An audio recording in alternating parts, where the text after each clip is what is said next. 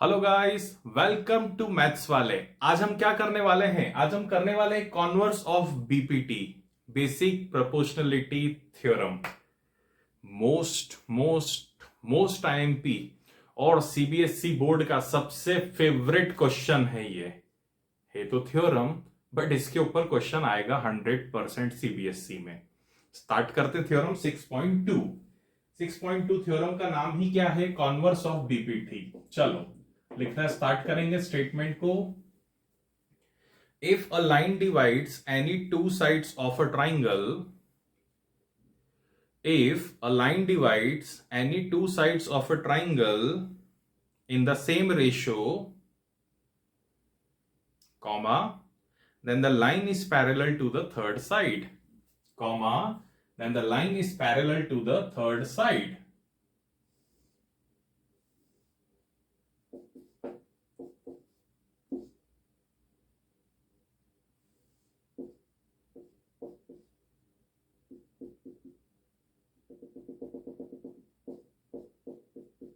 चलिए फिगर बनाएंगे। फिगर ऐसा ही बनेगा। फिगर इसके अलावा कोई ऑप्शन हमारे पास नहीं है। और ये जो सोल्यूशन होगा इसका कॉन्ट्राडिक्टरी मेथड होगा।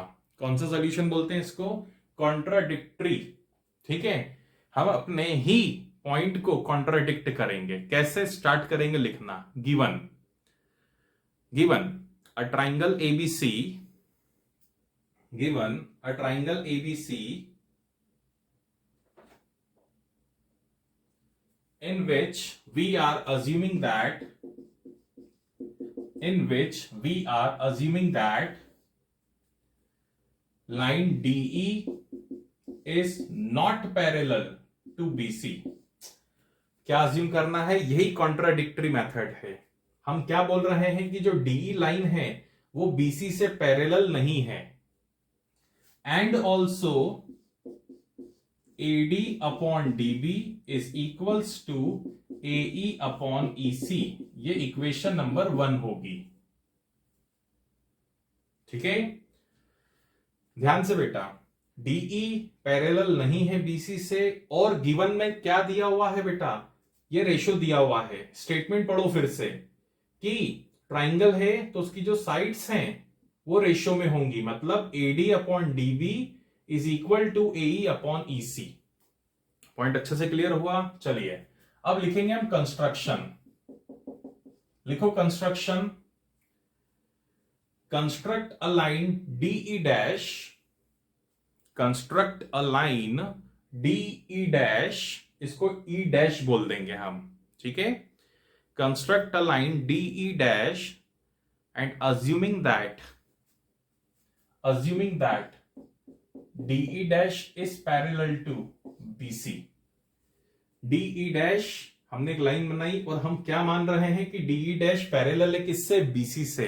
हंसना नहीं भैया, ऐसा ही प्रूफ है। हाँ, वो बोले दिख ही रहा सर, ये तो है ही नहीं पैरेलल, आप लिखाए जा रहे हो। हाँ बेटा, ऐसा ही प्रूफ है इसका। चलो प्रूफ। चलिए अब लिखना 1, ध्यान से सुनना चालू। Since DE dash is parallel to BC, so by BPT, ध्यान से, DE dash BC से पैरेलल हो गया तो BPT क्या बोल रहा है? AD upon DB is equals to AE dash upon E dash C। अरे BPT यही बोलता है ना कि अगर कोई लाइन पैरेलल है तो वो दूसरे दो साइड्स को रेशियो में डिवाइड कर रही है। तो हमने इसको पैरेलल लाइन माना है, तो ये जो रेशियो है ये क्या हो जाएंगे? इक्वल हो जाएंगे। इसको क्या बोला बेटा हमने? इक्वेशन नंबर 2 बोल दिया। ध्यान से बेटा, इक्वेशन 1 और इक्वेशन 2। ठीक है, क्लोजली ऑब्जर्व करो इन दोनों इक्वेशन को। AD upon DB, AD upon DB दोनों का LHS सेम है। हम इक्वेट कर दें, क्या मिलेगा?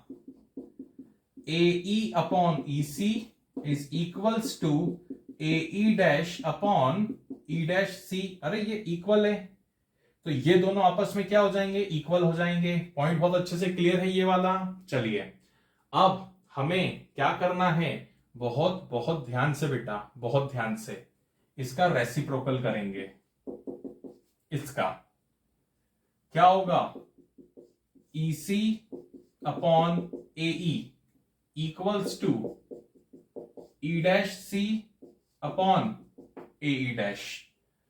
इसका रेसिप्रोकल कर दिया, पॉइंट क्लियर है। अब क्या करेंगे, इसमें +1 करेंगे, EC upon AE +1 E dash C upon AE dash +1। ठीक है, अब क्या करेंगे बेटा, हम एलसीएम लेंगे। ध्यान से, EC plus AE upon AE, E dash C plus AE dash upon में क्या आ गया, AE डैश आ गया। चेक करो तो बेटा, चलो EC प्लस AE फिगर देखेंगे, EC प्लस AE पूरा मिलके क्या दे रहा है, AC अपॉन AE। फिर से E dash C plus AE dash वापिस से मुझे क्या दे रहा है, AC दे रहा है। समझ में आया क्या, बहुत अच्छे से। चलिए अब मैं इस वाले पार्ट को थोड़ा सा ये रब कर देता हूं,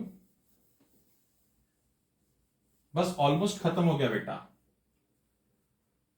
AC और इधर भी AC, क्या AC आपस में कट हो जाएंगे, यस। क्या बचेगा, 1 upon AE is equals to 1 upon AE dash. Cross multiply करो, क्या आ गया, AE dash equals to AE। यहां तक आ जाओ पहले लिख के जल्दी से। चलिए अब समझना है बेटा, हमने शुरू में क्या चीज बोली थी कि DE पैरेलल नहीं है और DE डैश पैरेलल है, ये बोला था अपन ने। आपने क्या प्रूफ कर दिया कि AE डैश और AE इक्वल है। AE डैश और AE दोनों पॉइंट्स क्या हैं, दोनों लेंथ क्या है, दोनों साइड्स क्या है, इक्वल है। ऐसा कब होगा, लिखो इसके नीचे, it is possible only when E and E dash coincides with each other.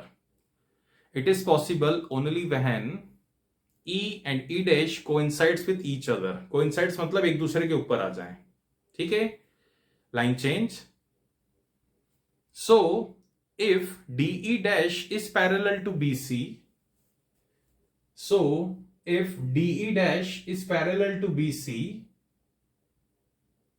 thus DE also becomes parallel to BC.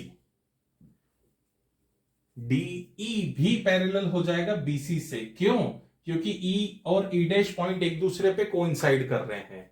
तो अब इस पॉइंट को इस पे मान लो या इस पॉइंट को इस पे मान लो, दोनों एक दूसरे पे क्या कर रहे हैं, कोइंसाइड कर रहे हैं। तो DE डैश को तो हमने बोला था ये पैरेलल है, तो अगर ये लाइन यहां पर है तो भी पैरेलल है, और अगर ये लाइन इसके ऊपर है तो भी पैरेलल है। और यही चीज प्रूफ करनी थी। क्या, अगर ट्राइंगल की साइड रेशो में है, ये रेशो में है, तो ये जो लाइन है वो थर्ड साइड से क्या हो जाएगी, पैरेलल हो जाएगी। किसने कहा है, कॉन्वर्स ऑफ बीपीटी ने कहा है।